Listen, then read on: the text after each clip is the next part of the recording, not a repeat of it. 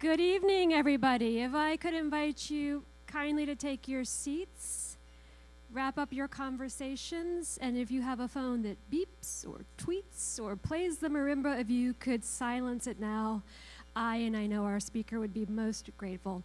My name is Dr. Jill Dupy, and I'm really delighted to be here this evening with you for our annual Palley lecture. This is a bittersweet moment because, as many of you in this room know, Myrna and Sheldon Palley have been so important to our institution, to the University of Miami, and to all of Miami-Dade County. We lost Myrna in 2020 and, of course, recently lost Sheldon as well.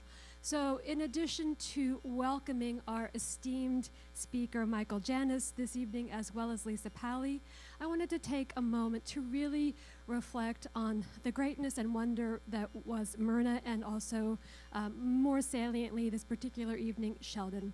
And with that, I wanted to share with you, or reshare with you, because many of you I think may have seen this before, a wonderful little video that was done by Lisa Petrillo back in November when we had our really exciting John Miller exhibition on view. So with that, I'll ask them to cue up the video and take a seat myself. Well, one man's passion for art and philanthropy is making Miami proud. Sheldon Palley and his wife Myrna spent most of their 65-year marriage giving back to the local art scene. Well, sadly, Myrna recently passed away, but Sheldon, who's about to turn 90, still committed to supporting our arts community. CBS News Miami's Lisa Petrillo has the inspiring story. So this is a diner. Yes. Philanthropist Sheldon Palley's passion for the arts hasn't faded over the years. For more than half a century, Sheldon, a University of Miami graduate, and his late wife Myrna, also a UM alum, have been deeply involved with numerous South Florida arts organizations as founding members and benefactors. She was on the board, the beginning board of the New World School of the Arts, and was on the board until her passing in 2020. Some of the other arts organizations the Palleys helped establish and fund include the Miami Film Festival, the Coconut Grove Arts Festival, and the Education Fund. What was really important is that when we came here in the early 50s, this was a very, very small southern town, very one-sided, and watched all these institutions like Young Arts and the Symphony and the Film Festival and the museums come and grow. And it's really been a wonder. Sheldon's most passionate program is at the Low Art Museum on the University of Miami campus. Well, we have the Lubinsky over here. Since the 1970s, Myrna and Sheldon were studio art glass collectors. In 2007, they donated their collection of more than 300 pieces, which are housed in the Myrna and Sheldon Palley Pavilion for contemporary glass and studio arts at the Low Art Museum. Sheldon said they wanted to share with the community. We have enjoyed it through the years, and we would like everybody else to enjoy it as well, to see what can be done with glass as an art form. The Low Museum's art director, Jill Dupy, says the Palley's generosity has no limits. What impressed me so deeply was not only their commitment to glass, to the Low, to artists, but also to education, to children and to students, and to the community. Most recently, Sheldon donated to a new free exhibition at the Low titled Order Up, the Pop Art of John Miller, which includes 35 pieces of oversized 1950s-style glass sculptures of food, drinks, and condiments. It's his family's glass sculpture of a potato chip bag and chips. The bag bears the name M&S Palley Chip Company, established in 1956, the year he and Myrna were married. At the end of the day, when you look around at this room and in the other glass room, and all of the organizations you've helped, you got to feel a little proud. I'm very proud, and it's really nice to see that everybody can enjoy what we have enjoyed, and to see what can be done. Sheldon says he's going to continue to donate to all of South Florida's art organizations. As for Order Up, it's on through January 14th. I'll have the fries, please. I'm Lisa Petrillo, CBS News, Miami.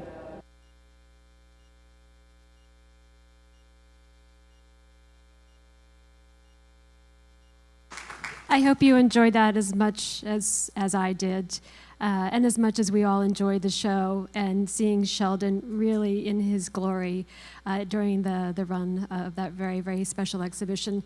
With that, I'd like to invite Lisa up to say a few words.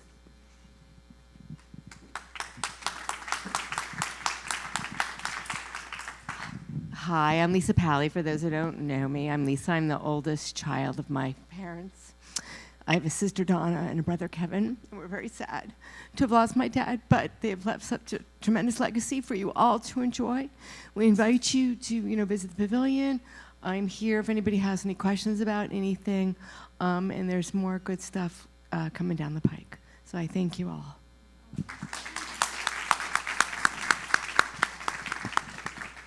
Thank you, Lisa, so much. Hi, everyone. I'm Tola Porter, the Low Art Museum's museum educator for academic and public programs. I didn't know Sheldon long, but even I can attest to what a wonderful man he was. So it's my distinct honor to introduce you to tonight's speaker, Michael Janis. Michael Janis is a celebrated glass artist with a decades-long career. Trained as an architect, Janis's glassworks showcase his disciplined approach to the medium, while simultaneously depicting the poetry, symbolism, and magic of the everyday.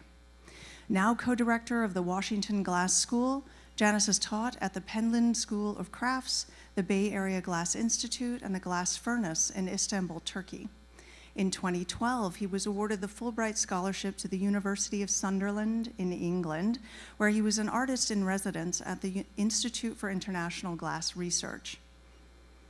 His work has been shown at major galleries and art fairs and was featured in Corning Museum's New Glass Review, issues number 30 and 31. And Janis has so many awards, it would take too long to name them tonight, but I'd just like to note that he has had a solo show at the Fuller Craft Museum in Massachusetts, and his artwork is in the permanent collection of the Art Institute of Chicago, among others. So with no further ado, I give you Michael Janis. Thank you very much. Hi, everybody. I'm going to start the PowerPoint, and there it goes. So it's going well. So I am going to be a little bit loosey-goosey, and I'm going to kind of cross over between things that are the meaning of the piece that I see as the meaning of it, and also sometimes talk about technique. So one of the things when you're dealing with glass art is that it was considered to be a craft. And so as an artist, you have to understand and work with the physics of that material, but I also like imbuing it with a narrative and a story so that it's a little bit more compelling. So I grew up in Chicago in the middle of the century, and I was in a multiracial family. And I always understood the concept that I'm not quite part of the community, that I'm always standing out as the other, that people would come up to me and just want to know, what are you as a thing? And kids also can be a thing in the schoolyard with the taunts about Ching Chong Chinaman and all these kind of things that you just learn that that's part of what you fit into a community as. And it made me always hyper aware of where we are as a community and who we are as a people, that there are differences between us and how does that relate to ourselves. So I wanted to be an artist as a kid. But my parents said, oh, that is not going to happen. So I said, how about architecture? And they marginally said that that's okay, but really they did not like that fact at all. And I was an architect in Chicago for 10 years, and I worked on projects in Chicago and across the country, and then in fact internationally in Saudi Arabia as projects. And where I learned architecture was at Mies van der Rohe's school in Chicago, IIT, and it was very much Bauhaus driven as a program. So it was very much detail oriented. And what Mies and the Bauhaus wanted people to do was to understand materials before you design it. In the 80s, I was recruited at the end of the 80s to go to Australia, and I thought it would be great. I'd be on the beach playing with cuddly koalas and happily jumping around with kangaroos. But it was not that case. And I was in Brisbane, Australia for 10 years. And I worked on a number of projects there, and it has a different aesthetic.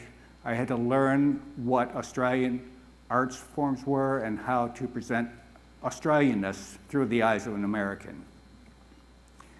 And some of the things I learned was the glass program that was existing in Australia. And they have a very strong glass program there, and I responded to it. So when I had done the design for the British consulate, I wanted the British consulate to be seen through Australian eyes.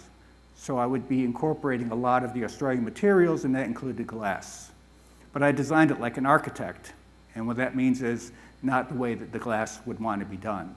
So they invited me to their studio, and when I saw how glass could be worked with, I fell in love with it. After 9/11, my wife wanted to move back to the US. She was working for the Australian government then, and she said she'd rather work for the American government. And I said, okay, but if we move back to the US, I want to change careers. And she said, what do you want to do? And I said, I want to be a glass artist. And she said, you think you can make a living doing that? And I said, I have no idea. We'll find out. So I came home to a place I was never before. And to go from Midwest to Australia to the East Coast and Washington, again, you're learning how to fit in and what you do to belong there. And a different set of cultural aspects and different way of living and doing things. So I changed from an architect into the artist.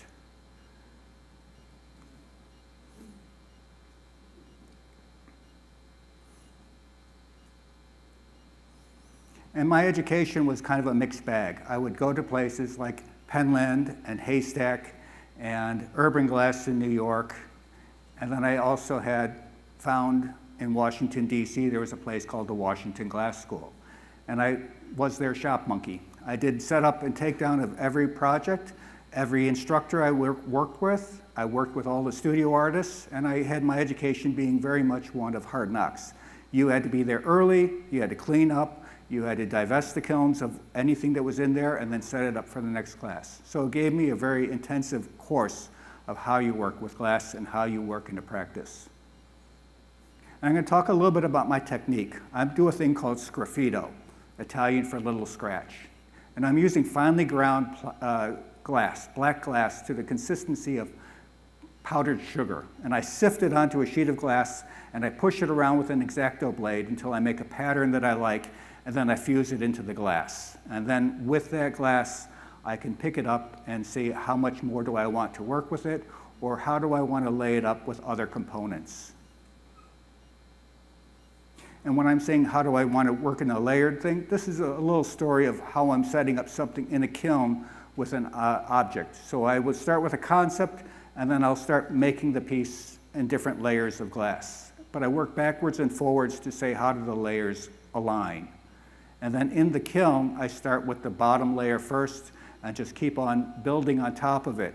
The next layer, the next layer, the next layer.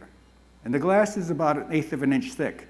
So you actually perceive that depth there. It really plays on the optics of depth into perception. And I just like the way that you really had a sense of depth on a piece of glass that was just less than 1/2 inch.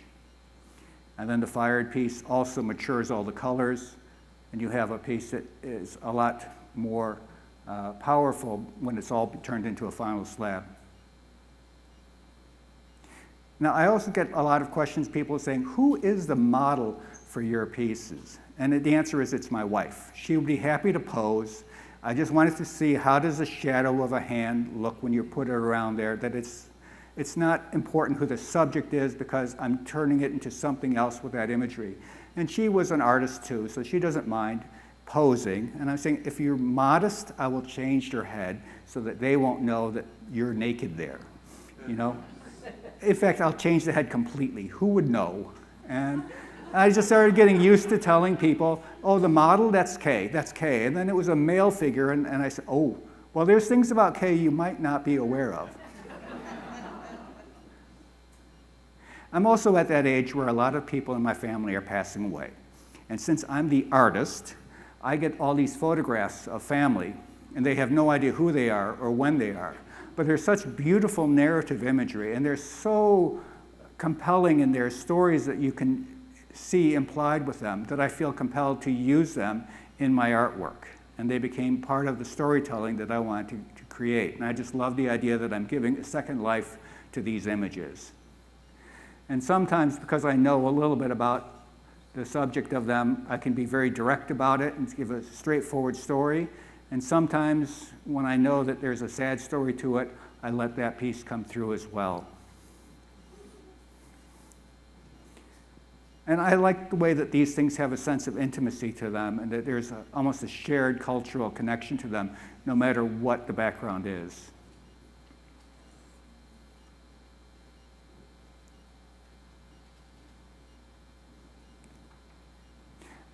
The Society for Contemporary Craft had approached me and said, can you do something about mental health? They wanted to see how craft artists respond to the concept of mental health and what the crisis is.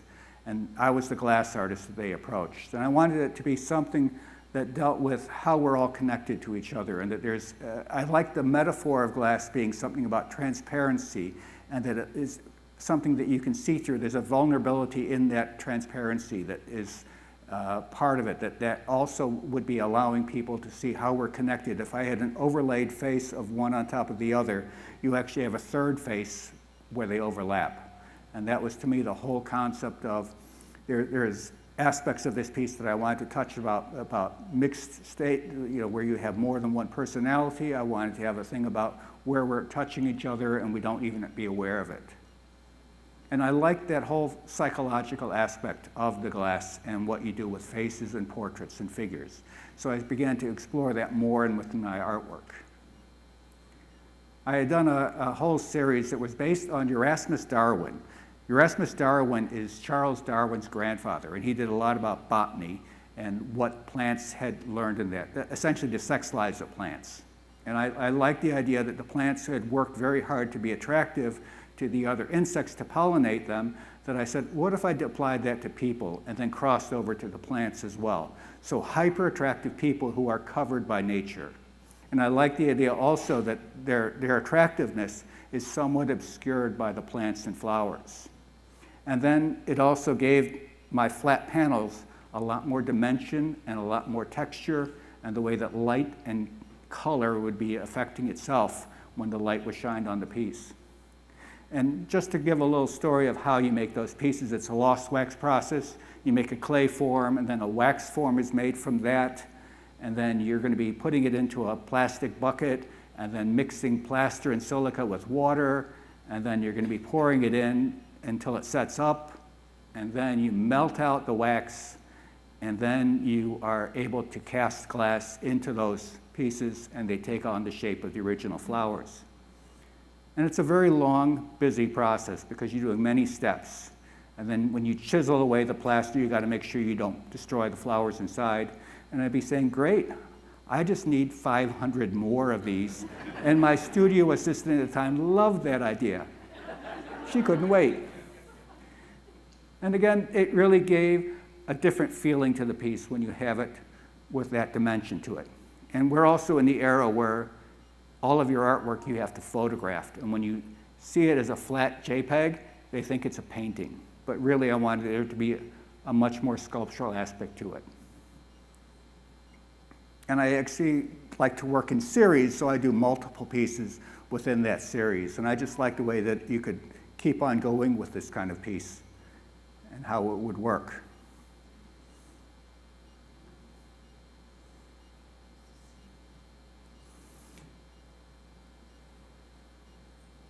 And again, I would exaggerate the attractiveness of the people and really make them hyper beautiful people that you then can't quite see. So the imagery would all be there, but then it'd be obscured. And then as a grouping, they really had a strong thing. This is at the Knoxville Museum.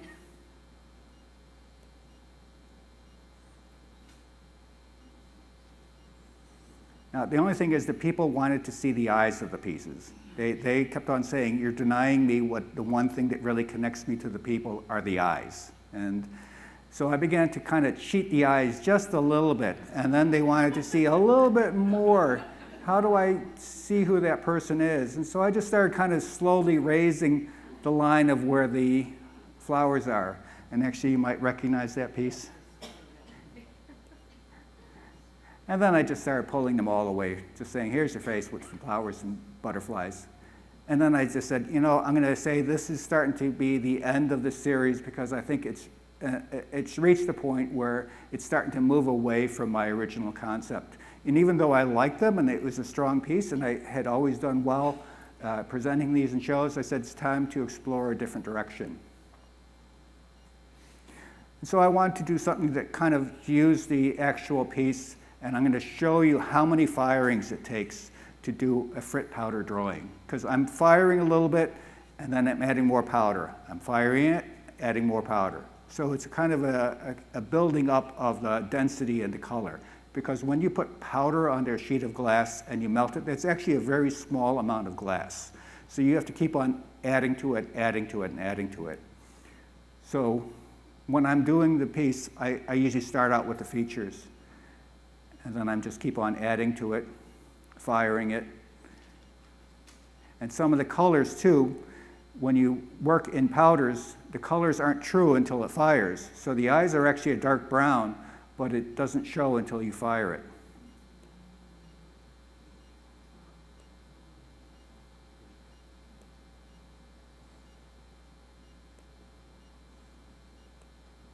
Now each of these is a firing. So I'm going to about 12 firings for this piece. And then I layer it all together, and this is the finished piece, and then I made it with companions as well. As an artist, I also like to explore being a little bit more abstract in the piece. People started looking at my pieces and saying, it's a photograph, done. Don't care about it anymore. So I wanted to start going a little bit more abstract, to take it out of the hyper-realism of the piece, but still making it a figure, and to start mashing up realism with abstraction. And this is showing how I started actually deconstructing people and then reassembling them with glass components.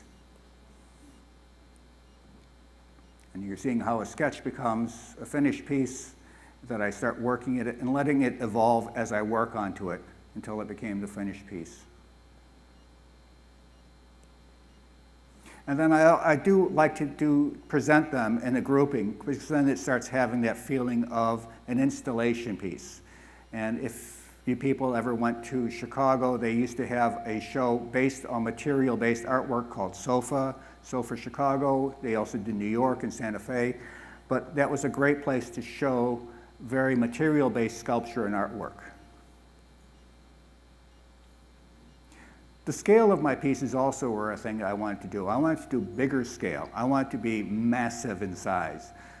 But I also wanted to be saying, when you're working in a kiln, you're going to destroy your back as you try and pick up an enormous piece of glass out of a horizontal kiln and pick it up. And then you also have to think of, now how do I mount this to a wall and how do I ship it? So I started saying, what if I was to make a large piece, but actually it's in sections? And I liked the way that I could start having a very graphic feel to it, that even disassembled had a strength and a power to the piece.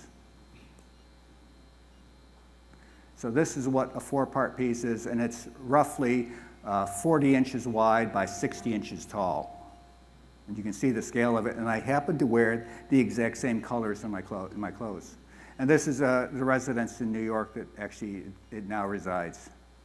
But I like also psychologically what this piece is, because it's showing how in a figure and a person that we look at as a representative of ourselves, that there's often many layers and many states that we're in.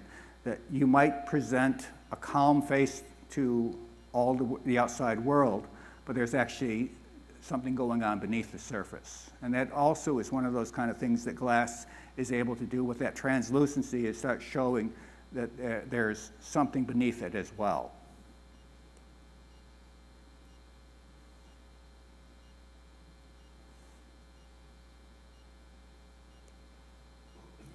Now, my studio coordinator, I also started using as a model. And I liked the fact that I could start saying, how can I make something very contemporary out of a number of pieces that shows this kind of chaotic state of a person?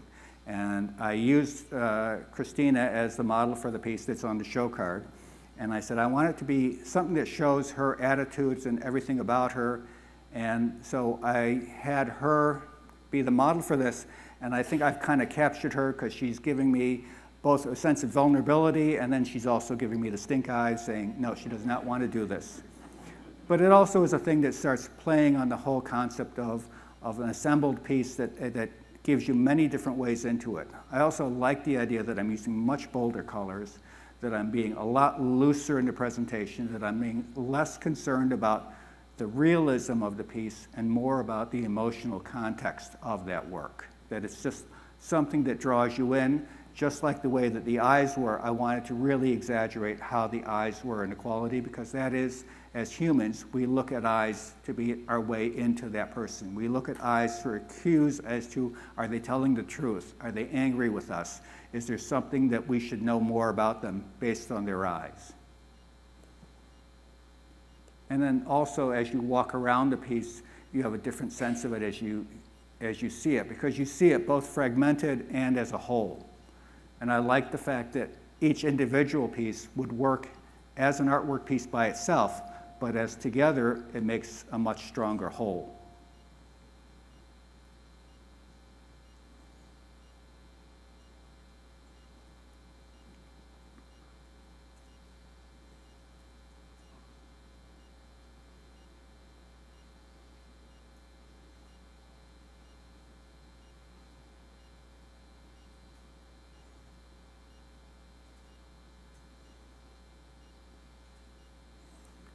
And I'm going to be doing any kind of, I'm not a purist when it comes to techniques.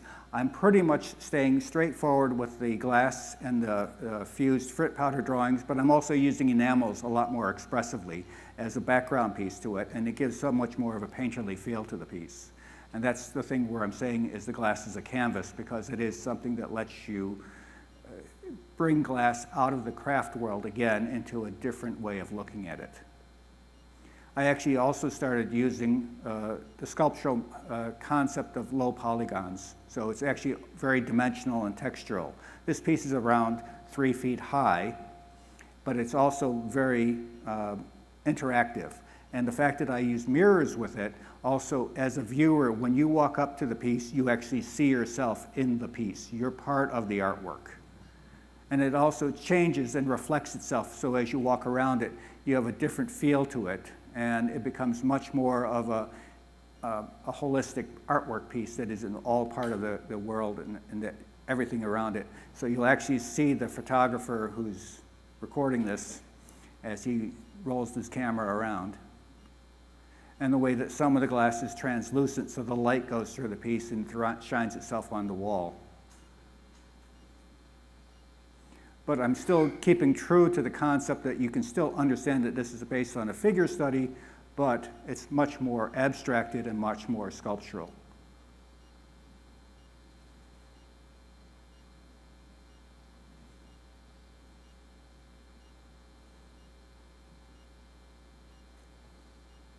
Now, I work in a studio with Tim Tate, and I do a lot of collaborative work with him. Tim Tate is a DC-based glass artist, and he does a lot of castings. He does a lot of sculpture work that was kind of a crossover between blown glass and cast glass, and that's what his strength has been. And when we work in the studio, we said we should actually work together on projects and be something that's not neither his work or my work, but something between.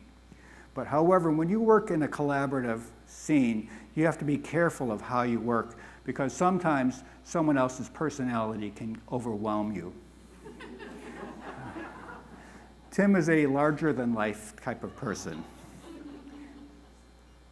But we work well together, and we've been actually together now 20 years working in the studio together. And Tim's castings and my drawings work well as a storyline. So we actually said, let's make a very large scale. So we began to work on making something that would be 6 foot by 9 foot. And they were all those components are about 12 inches each. And we said, let's work some that he works on, some that I work on, and some we do together, and then create a story. And we actually described it as we're making a novel where each panel is a chapter of that story. And we like the idea that you would go through it, and it'd always feel like a different piece when you kind of focus on the details of one piece or another, and you would see it in a different way each time you came across the piece. And we felt very happy with how this came out, and we were using a lot of window glass as our medium for this as well, so we had a very soft green color to the piece. And then we said, hey, let's try it again. And we said, let's go more of a blue piece, and this actually was acquired by the Fort Wayne Museum of Art. And the piece is actually made up in sections. My architecture background comes into play, and I'm always treating it with like, how do you make it so you can install it easily, quickly, straightforward, and have no seams to it. And this is a finished piece in the museum. And then a little bit of a detail shot. And I like the interplay of the scale and how his cast typewriter and typewriter eraser, which I don't think kids know what a typewriter eraser is. And then the matches, you know, again, a lot of these things I like referencing things that are obsolete. I actually had a cassette tape, and then I put all around it pencils around it as well to say this is a nod to someone who worked with cassette tapes and what you had to do. And then Tim and I got to go and be part of the Venice Biennale. Tim had already been showing at Glass Dress, which is a huge side function that's part of the Venice Biennale that's focused on glass. Adriano Berengo in Italy is the curator and the founder of it. He has a studio in Murano. And what he does is have people, and artists like Ai Weiwei, make stuff in glass, and he shows it as part of the Venice Biennale. And Tim and I had collaborated to make a large piece for the 2022 Biennale. And we said, let's involve a metal artist that lives in DC, and let's make something enormous in scale. And we just said, okay, these are the original concepts that we worked on. And I like the idea, again, of using eyes, because that's what I do. And then we said, no, let's take it a little bit different direction. So I had my studio coordinator at the time be our model. Again, she's thrilled. And then I just said, I'm using it just for the basics of form and where I'm treating with it. And I wanted to treat it more about climate change and the way that we're still ignoring the impact of climate change. So I just like the idea that I'm showing people who are being submerged in water but almost oblivious to it. So this is the piece as it develops and colors being added to it. And this was our final design concept. So the center components we were making in Washington, D.C., the metalwork we're making in D.C., and the 4 quadrants of the cast glass was being made in Murano, Italy. We made the molds for it and then shipped it off to Italy along with these components that were made in D.C. And it was installed in a former glass blowing studio in Murano. And you can see by the scale of it how big that piece was. It was a tremendously heavy piece. They showed a video of the group of Italian men resting each of those quadrants up there onto the wall. And then they said, you know, it's going to stay there a long time because they're not going to take that thing down. But this is how it looks in the former glass blowing studio.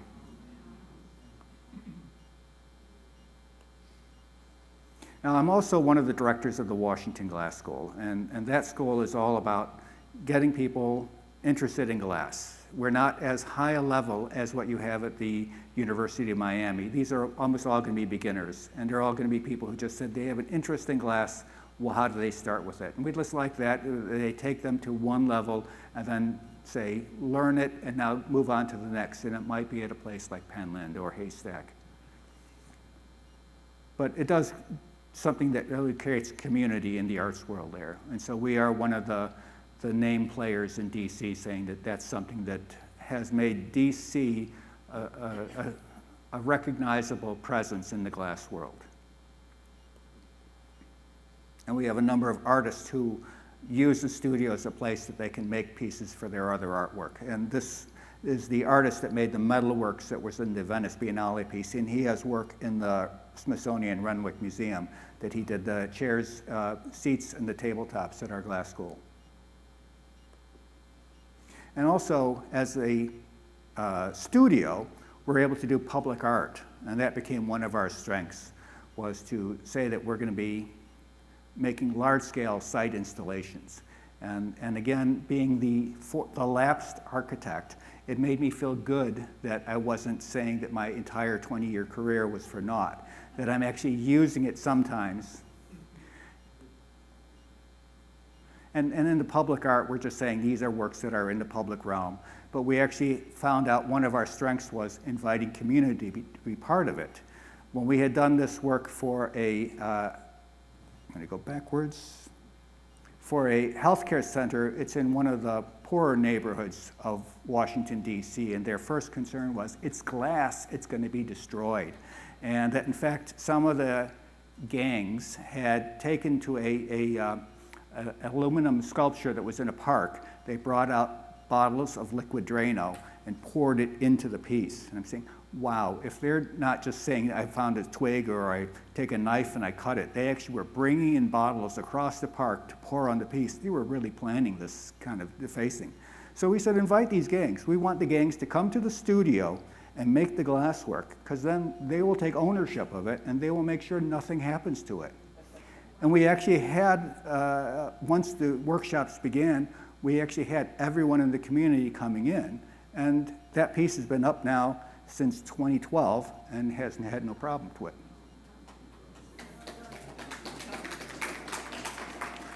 We also did the doors for the Library of Congress. The original bronze doors, 11 foot high, were done by Lee Laurie, who also had done work at Rockefeller Center in New York. And they're all different figures of people who brought words to mankind. And the number 2 guy, the architect of the Capitol, had done a little workshop at our school and kept his sample of glass, saying someday. And then in 2004, they approached us to do, what could we do to make the doors into glass? Because those bronze doors were no longer working properly, and they are not to code. They are not safety, they're not secure, so they have to do something new to make these doors. And we did proposals every year from 2004 until 2012, when they said, you have now the go-ahead. And so it was a long lead time for that project, but we were able to make the glass doors. They're very proud of them. And then after the insurrection, they actually said, we're going to have to station the National Guard for any events going on. And I like the idea that the democracy might be at risk, but we got the doors saved. So this is the public art piece. Again, the community came in to make all these components. A lot of the artists, I'm calling them artists, a lot of the community that made the pieces had never had access to glass. And some of them came to every workshop, that they started making stencils, that they wanted to do this. And again, their excitement about the project was contagious. I wanted their work to be perfect pieces, and I wanted them to be low so they could always see them and point them out. And that made me feel like I'm actually giving something back to the community. And we actually did it for some of the other public art. We started saying that's the basis of our public art, is to say it's about community. This is one of the new libraries in suburban Maryland. And we said it's all based on books or something about the area. So you see the giant Tyrannosaurus Rex bones, because inside the new library, they made a glass floor to look like it's a dinosaur dig, because they have had some bones found there. Otherwise, it's all different stories. So things like Puss in Boots and different kind of stories are incorporated into the glass pieces. And sometimes it's just going to be a little bit more abstract. This was a piece that was started as a contract right when COVID hit and everything just got stopped. And then when they said, go ahead, proceed with the artwork, in the very tip corner, I made little COVID vaccines to be dimensional, just so you would know what time period it was made in. And this is our most recent one, which is in a library nearby. They wanted a water theme. So they said it has to be abstract and water, and that's it. Any technique, just abstract. So I just went to it. Over the whole summer, I was firing this. And then I was the hero as I installed it. And it's a big install. It was about 6 feet by 12 feet high. So I just like the way that the colors and the patterns all work together, even though they're all different ones. And the title of this is Reading the Water, and I like the allusion back to what the library is. Most of the panels were made from recycled glass, so we also were talking about how do we remove, or how do we incorporate sustainable design in our work? My most recent work, which I'm going to show now, is ones that start including a crossover into video. So I'm saying that traditional craft can also be updated by just bringing it, marrying it to much more contemporary technology. Wow. So what it is, I've taken the image and I've had it fractured just slightly, and then as the video plays behind it, it illuminates all of the joints. And I like the way that it just kind of flows through the person and comes back out, so that it's always moving and always changing within that piece. And the title is basically loosely, of course. We say, it's like water. You have to kind of go with the flow. You have to kind of bend instead of trying to be bracing yourself against it. And I also started saying, I really want to investigate more how to make videos that work with glass work. So I began just saying, if I just assemble images, I can really create a strong graphic quality to the piece. So I began exploring a new series, which I'm showing you right now. They're just been finished, where I'm doing my sgraffito drawings. This is actually my niece. So you're seeing how the frit powder looks up close, how I'm starting to apply color to it. The background of it is with a white enamel that you can't then see through it because that's fired on. It's an opaque white. And that's what the piece is. And then I worked on a couple of other things using other people who work in our studio as the model.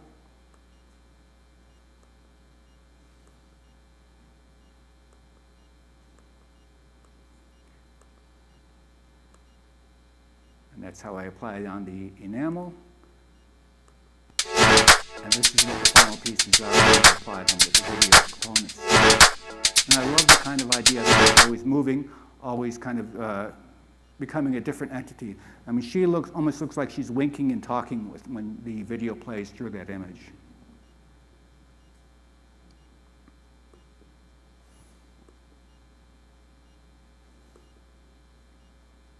And these are pieces that I have just taken out and are in a show in Washington, D.C. right now.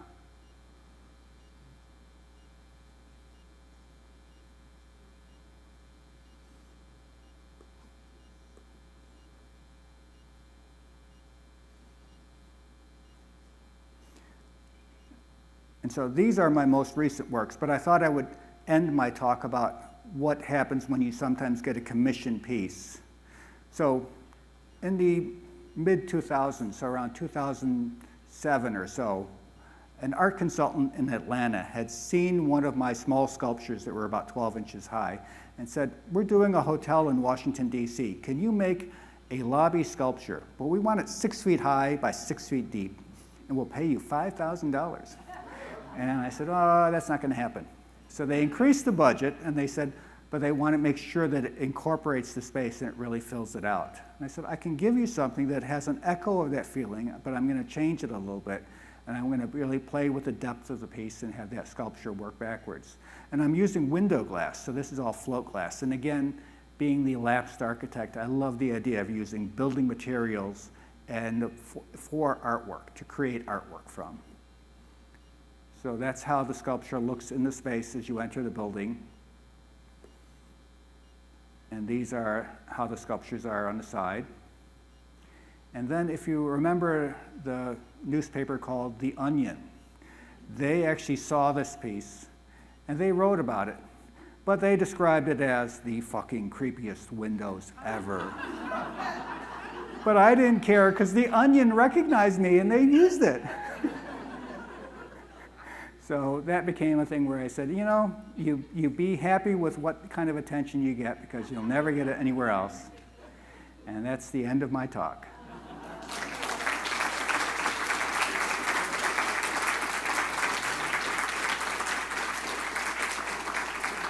So I know that there might be a thing where, do you want questions? Yeah, do anyone have any questions? Maybe turn up the lights if there's a way to turn up lights. Yes?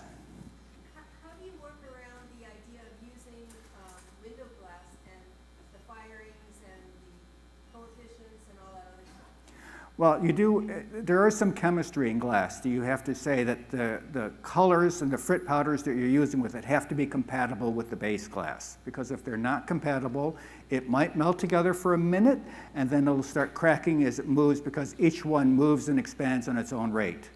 If I'm using what the colorful pieces I do, they're from a craft glass that's made for artists to use, and it's the brand I use is Bullseye.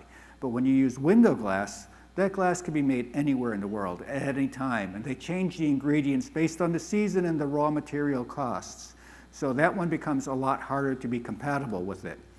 The thing is that we tended to, for a while, just make sure that we had gotten our glass from PPG glass, so we knew the compatibility of it. Then we also said, if you buy one large sheet of window glass and use it onto itself, we know it's compatible. There is a German-made frit, which is the colored glass bits, that is much more compatible than any of the other brands with window glass or float glass. And so we use that usually as our coloring agent. But there's no guarantee. And Erwin Timmers, who's our third person in the studio, I didn't show him wrestling with me, but he does a lot with recycled glass. So he does a lot of trial and error to say, this works, this is the firing schedule. He is our eco-artist guru that will say, this is how you could be more sustainable in design, and he's done the legwork and investigation to say, these are how you need to have a firing schedule for it. So we do rely on each other for different avenues, and we also kind of cross-pollinate. Some of the things he does with window glass is very compelling. That's why Tim and I wanted to work with window glass, and just say that's how we would tell that story in construction materials. Yes, sir. Yeah. Every one of them has to be a new casting, correct? Yes. So it's labor intensive, but then I'm moving around grains of frit powder one at a time. So you don't worry about that. You're just going to do it. And it is a thing that you have to chisel it out of the plaster. Yes. And if you don't, you have a flower missing a leaf, which I just turn and say, it works. Just turn it, rotate it, and then have another flower overlap it. You'll never know. Yes, sir. I have a question about community engagement. When you were discussing the inner city students in D.C., did any of the students continue with glass? The short answer is probably not. I mean, it is a thing where you have to have access to it. And sometimes when I know people are saying, hey, I'm going to go into the middle of an urban area and provide glass blowing facilities, glass blowing is the most expensive way of working with glass. And we were trying to give the most economic way that they can. Those artists that came in for every workshop, and we actually try to have other artists who are not glass artists work with us in our studio so they can have a background in doing public art, and that's part of our way of saying we're mentoring for the community to teach an artist whose scale or materials hasn't been up to the same size as public art, but now they have a background, because to do public art, you have to have a background in public art. They always want to see what you've done. So while I would say that most of those kids who had done kiln form glass, I would say they probably have not gone on to anything more, but the artists that we brought on as public art pieces, they have actually gone on and started their own things. So we made our own competition also, but it was a way that I'm saying I want to see a next generation that will replace me when I'm gone. So again, sometime I'm hoping that in the future, one of those kids will come back and start working in infused glass. I mean, there's nothing I can do with that. Do it again. I know that's the definition of insanity, but sometime it'll stick. There was someone else with a question, yes? When you do those faces, you are just using grains of powder? Yeah. There is no, it's all loose powder, and sometimes that powder is like little beads, so you've got to be careful. And when you carry it to a kiln, if there's a fan on, you turn your body, because I didn't know I had to tell people that the first time I did a workshop, and they go, la, la, la, oh, where's all the powder? I said, the one you were working for the last 8 hours, it's all over the floor. Can you sweep that up? And that's all you can do, is just say, understand that it is loose powder. I've actually put a piece inside a kiln, and then the fly came around, landed it upside down, and is spinning around upside down. And I go, I've just made it a lot looser. Close the door, on, and say, now it's a performance piece.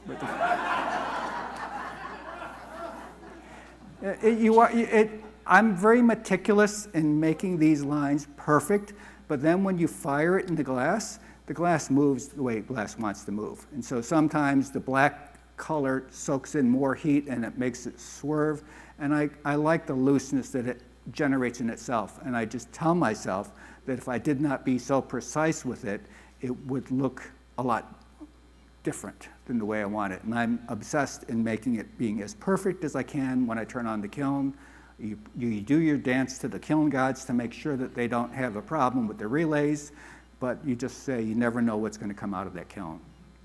And then, as I was telling the workshop today, if it comes out completely wrong, you say, that's exactly what I wanted, and then say, you can never repeat that. Yes, sir? When you fire the plates, does the glass itself become molten? It becomes not as molten as in a hot shop. That's at 2,000 degrees, 2,100 degrees. I'm only going up to around 1,500 degrees. So it's getting goopy, but it's not molten. And unless I have a problem, and I have had it where it really gets stuck on, all the computer is doing is saying off, on for the kiln, and sometimes it gets stuck on. So I come in the next morning, it's saying 1,800, and it should be at 100. So I'm saying something's wrong, and you see all the elements have dropped into the kiln because it's just destroyed itself inside the kiln. Then it became liquid. It was doing a China syndrome thing through the kiln brick. Yeah, exactly. It's a lot looser. Yes. What's the connection of the term frit to powdered glass? Frit, as I understand it, is just the way that they would describe crushed glass. So it can be from coarse to powder in different grades of it. And so I'm using frit when I'm just saying it's crushed glass. But I want it to be the powder. I don't want it to be chunky.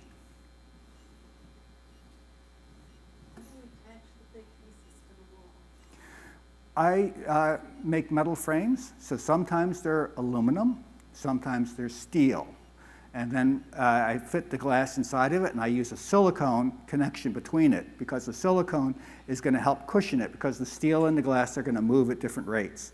And what I don't want is the steel to be strong right where the corner of the glass is. I want it to be just enough movement. The only thing is steel is heavy, glass is heavy. Aluminum is light, so I started saying, I want to work in aluminum. The only problem is, in our studio, we have a small welding shop, but it's only geared for steel.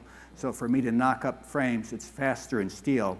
But if I have the time, I'm going to do the aluminum, because then I can just pick it up and put it on the wall. I want things that are easy to install. I want to be able to take a box that I can ship, go to a place like Detroit and hang my piece on the wall and be saying, done. I just essentially put a cleat up on the wall, clunk, done. Yes, sir. When you start a piece, do you have an image in your mind of what is going to be after 12 steps? Yeah. Or do you create a sketch and try to achieve it? I have, usually I do a very gestural sketch. So it's just kind of saying this is where I want, because I want to be able to deconstruct it and say I'm doing this layer, this layer, this layer, and figure out how I'm going to fit it on there. But I also let the artwork evolve, because as I work on it, either I change my mind or something's just not quite working with it. And if I'm doing a layered image, I have all the way up until that final layup inside the kiln. And I have done it where, and I'm in a shared studio, so I have to book my kiln firing times. So I'm actually layering it up and I'm saying it's not working, it's the wrong scale. And I actually will say, I have to give it up, I have to deconstruct the whole piece before I fire it. And then remake the elements at a different scale. I actually changed the scale completely for some of the background elements. And then I booked another time, and after I made those pieces, I layered it up and fired it, and I said, I'm glad I did that. It's evolution. It's an evolution of the piece, yes. You let it do what it wants to do, and the only thing I can tell people is, you know, if it's going off on a tangent, chance is always going to be a good thing. You never know where it frees you up from, sometimes I can be a little bit compulsive in how I want it to be, and I will force it, but sometimes you need to just let go and say, you know, it's a better thing because you weren't so tight about a piece. Anything else? Yes, sir. Have you worked with mirrors or reflecting glass? The most recent pieces I have mirror components in it. The studio mate of mine, Tim Tate, he does a lot with mirrors, and actually his endless mirror components are based on using the optics of a mirror with a two-way mirror on top of it, so that you're actually seeing into it repeated itself. So he likes that whole sense of exploration by using the imagery that is created by mirrors. And I like it, but I also am saying sometimes I've done a series that was mirrored cylinders, and I would distort an image around it, and anamorphic imagery is what they call it, where you have a distorted image, and when you look inside the reflection of the cylinder, the image is corrected. So what was bent becomes straight because of the way the reflection is. The thing is, after I did that series, I said, I just love the distorted image more than I like the corrected image. So then I said, get rid of the mirror. Stop having that. Just be weird. That's much better. Yes, sir. I'm curious, when you took your leap of faith by changing careers, how long did it take before you started making money at this? Do you have an agreement with your wife about when you have to be an architect, or how did that work? Well, it took a while. It took a while for me to even say I was an artist, because when you're coming from a different career that you did not train for it, you have a hindrance to say I'm an artist. It took me a number of shows before I could actually say, and it was only because I had a very positive response when I had presented a very large body of work that I said, maybe I can call myself an artist, because the people didn't know me other than what they saw at that show. Do I make money as an artist now? Not really. But that's why I'm counting on things such as the public art components. And really what I'm looking at doing to survive as an artist, you got to have your fingers in a lot of different pies. That's why we teach classes, we do public art, we make awards, we do anything it is to make the studio financially viable. Washington, D.C. is crazy in its real estate prices. And where our studio was in the crappiest little armpit of suburban Maryland now, because we got kicked out of the district because of the Washington Nationals claimed eminent domain on where our studio was. And so we're in Maryland now. And now, because of how close we are to DC, the land prices have shot up. Our tenancies that we are renting space in were just sold, and he's doubled the rent. And then houses across the street, these are 1930s cottages, wood cottages, they're selling for $1 million. I'm saying, these are the crappiest little 1930s houses that are not suitable for how people live today, but they are selling. So I just know that it's hard to do anything without saying, how do you survive as an artist? That's why I'm like saying, do everything and anything.